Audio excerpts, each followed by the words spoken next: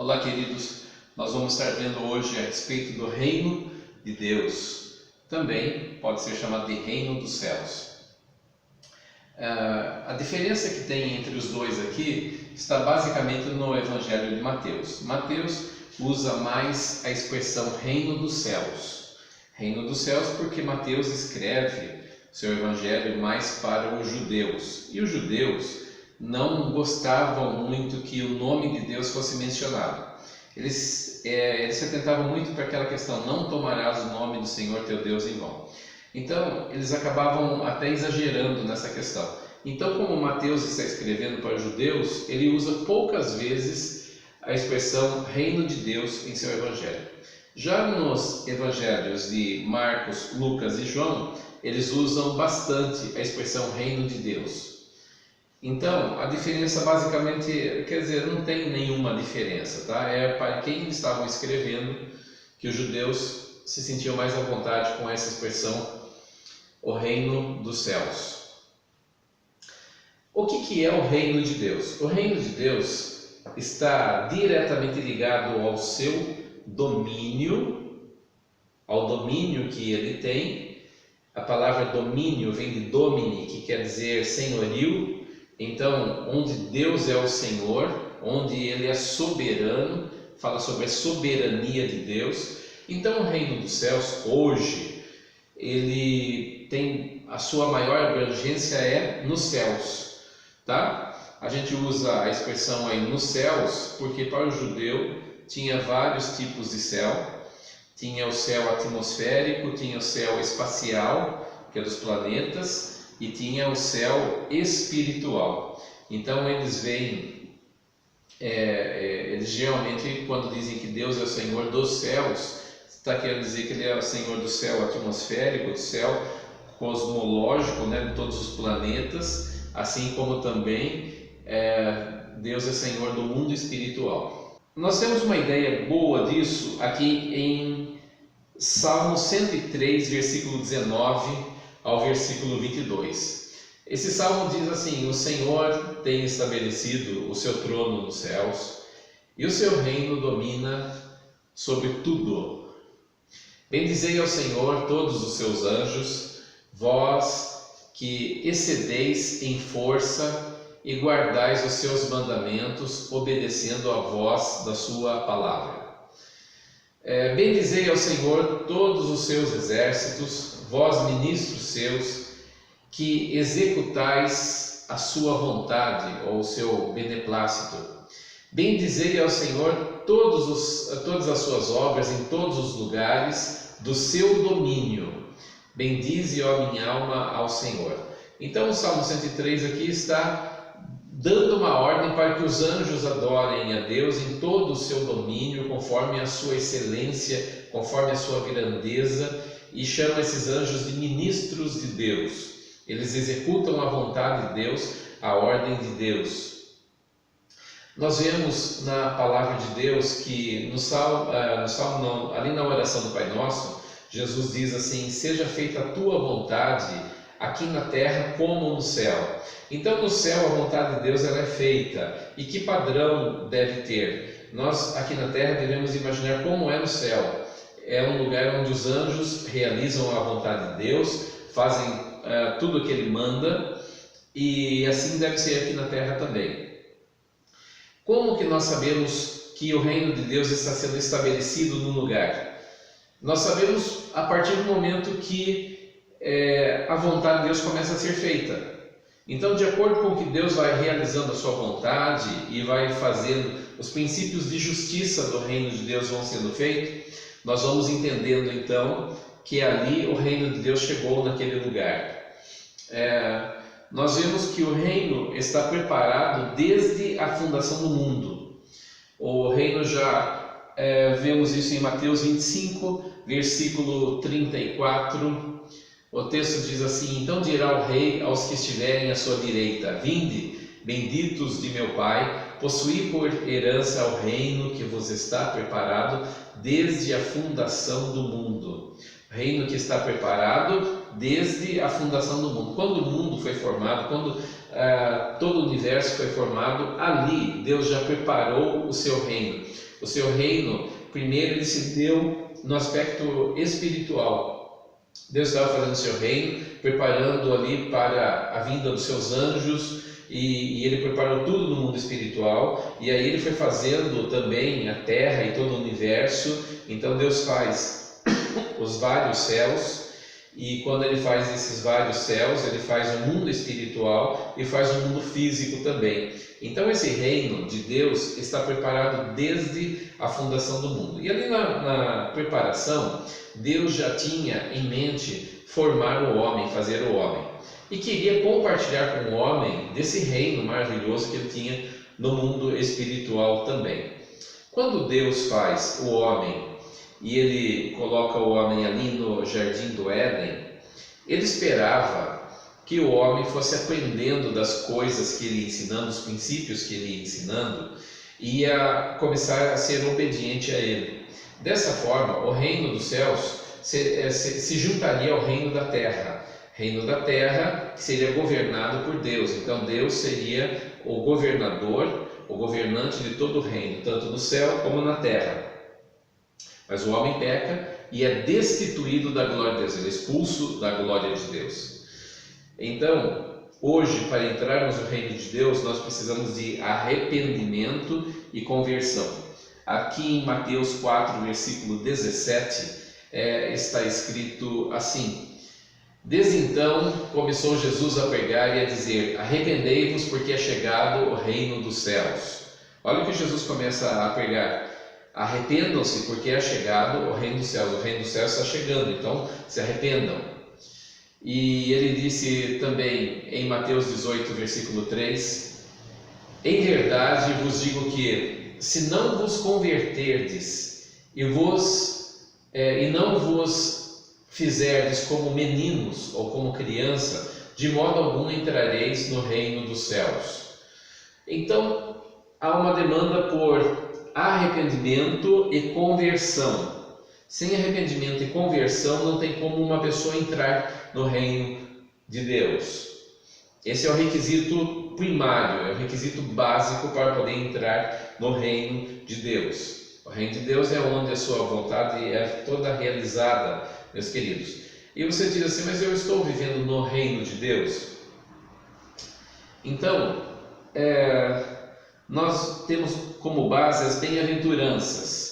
Nas bem-aventuranças diz que sim, nós estamos vivendo no reino de Deus, porque bem-aventurados os pobres, versículo 3, em espírito, porque deles é o reino dos céus. Então o reino pertence às pessoas que são quebrantadas de coração, que são dependentes de Deus. Isso é pobre de espírito. Depois fala a respeito dos mansos, a respeito dos que choram, a respeito dos que têm fome e sede de justiça, a respeito dos misericordiosos, a respeito dos puros de coração, a respeito dos pacificadores. Então, e também bem-aventurados, por último, fora essas sete bem-aventuranças, existe uma que fala sobre a perseguição. Bem-aventurados que sofrem perseguição por causa da justiça. Que justiça? Justiça do reino de Deus, porque deles é o reino dos céus. Então, nós já começamos a nos apropriar do reino dos céus aqui na terra. O reino dos céus, embora ele tenha a sua localização na região celestial, mas a extensão dele veio sobre a terra quando Jesus começou a pregar. E antes Jesus, já na época de João Batista, ele pregava: arrependei-vos, porque é chegado o reino dos céus. Então o reino estava chegando entre os homens, estava chegando. E eu creio realmente que o reino dos céus desceu na terra no aspecto espiritual dele.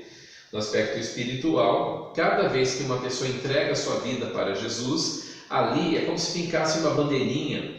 Sabe aqueles jogos de disputa territorial, que conforme você vai disputando um território, vai colocando uma bandeirinha, uma casinha, algum símbolo ali de que um exército invadiu aquele território? Pois bem, é assim que funciona. Quando uma pessoa entrega a sua vida para Jesus, Deus coloca a sua bandeirinha naquela pessoa. E que bandeirinha é essa? No sentido simbólico, é o Espírito Santo. A presença do Espírito Santo é a marca de Deus que a pessoa agora pertence a Deus. Então ele coloca o seu espírito e o diabo não pode mais tocar naquela pessoa. Por quê? Porque aí a partir dali ela já se tornou território do reino de Deus. Então todos vocês, todos nós, quando nos arrependemos dos nossos pecados, nós estamos mudando, é feita uma transição do reino das trevas para o reino da luz. E aí nós começamos a pertencer ao reino da luz, e nesse reino da luz somos propriedades de Deus.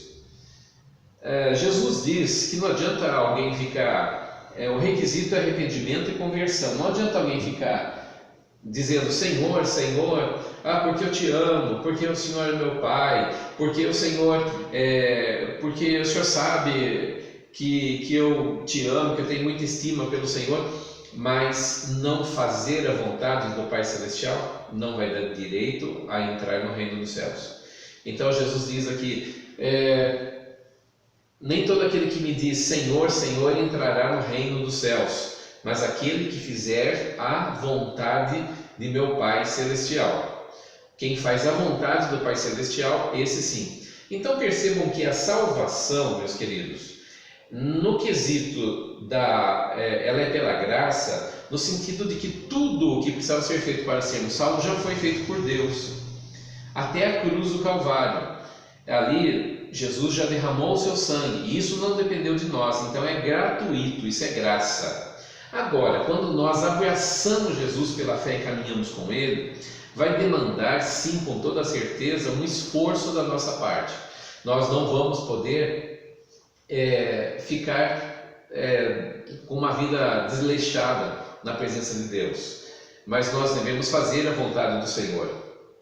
Então, as bem-aventuranças indicam isso, são estágios de crescimento espiritual, de dependência de Deus. Nós vemos aqui também alguns itens que eu separei aqui também. É humildade, que tem a ver aqui, um dos resumos é humildade. Uma pessoa arrogante, soberba, irmãos, se ela conseguir entrar no reino dos céus, ela vai ser uma das últimas da fila, vai ser um dos menores no reino dos céus. Porque Jesus falou que os grandes no reino dos céus vão ser aqueles que serão como meninos. Aqui, se não vos fizerdes como meninos, não entrareis no reino dos céus. E Jesus disse que aquele que se faz como menino, esse será grande no reino dos céus. Porque tudo está ligado à humildade, dependência de Deus. Nós oramos assim: o pão nosso de cada dia nos dá hoje.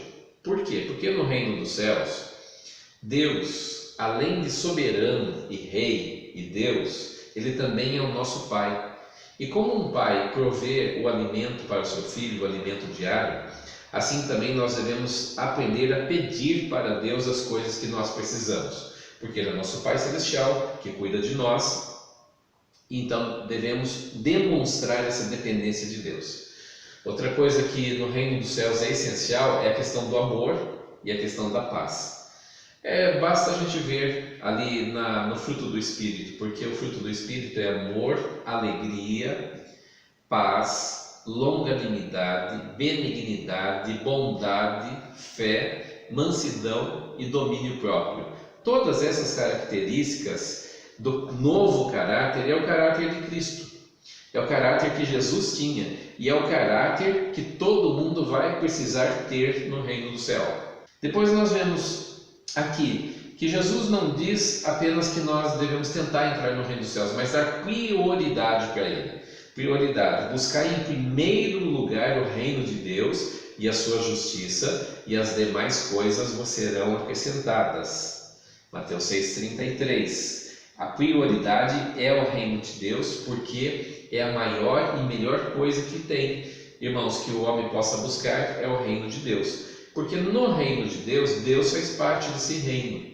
Sua presença, sua paz e todas as suas bênçãos também estão presentes aqui. É o reino e a sua justiça. O que é a justiça do reino? A justiça do reino é o padrão de vida, de nova vida. É o padrão de comportamento, é o padrão do que é certo e errado no reino de Deus. Essa é a justiça. E essa justiça do reino de Deus, Deus quer que a gente pegue lá de cima o modelo de Cristo e implante aqui na terra. Então a igreja tem uma missão, é uma missão de implantar o reino de Deus e a sua justiça aqui na terra. Então Deus não quer apenas que você entre no reino espiritualmente falando, mas que você seja um representante dele, implante, multiplique esse reino. Então nós vemos aqui, eu usei a palavra investimento e multiplicação. Mateus capítulo 25, versículo 15, Jesus, eu vou ler o 14 também. Jesus disse assim: porque isto é também como um homem que, partindo para uma terra fora, chamou os seus servos e entregou-lhes os seus bens. E a um deu 5 talentos, a outro deu 2 e a outro 1, e cada um segundo a sua capacidade, e ausentou-se logo para longe. O que a parábola dos talentos está falando, ou a parábola das minas também, que é uma parábola semelhante, o que elas estão falando? Elas estão falando de um homem que veio, delegou ali uma certa quantidade em riqueza para cada um dos seus servos e disse para eles: invistam, ampliem, multipliquem tudo aquilo que eu tenho. Estou dando recursos nas suas mãos e quero que vocês multipliquem. Então, queridos, Deus espera que você seja um investidor e um multiplicador na obra do reino dos céus. Todos com a sua capacidade. Você pode ser um intercessor, pode ser um ofertante, um dizimista, você pode ser alguém que propague as mensagens, propague os estudos da palavra de Deus, você pode ser alguém que peça direção para Deus e ali seja alguém que esteja levando outras pessoas, convidando pessoas para se chegar ao Evangelho. Enfim, o reino de Deus é muito amplo e todas as pessoas devem ser ativas no reino dos céus. Todas as pessoas. Todo cristão deve pedir sabedoria para Deus. Todos devem crescer e pedir a Deus para ser úteis no reino dos céus. Cada um com as suas capacidades. Cada um, muitas vezes, você servindo outras pessoas, você está sendo útil no reino dos céus. O simples fato de lavar os pés uns dos outros, que é servir as pessoas, seus irmãos, você está sendo útil no reino dos céus. Amém? E que essa mensagem fique impregnada em seu coração e que Deus te abençoe rica e poderosamente, em nome do Senhor Jesus. Amém.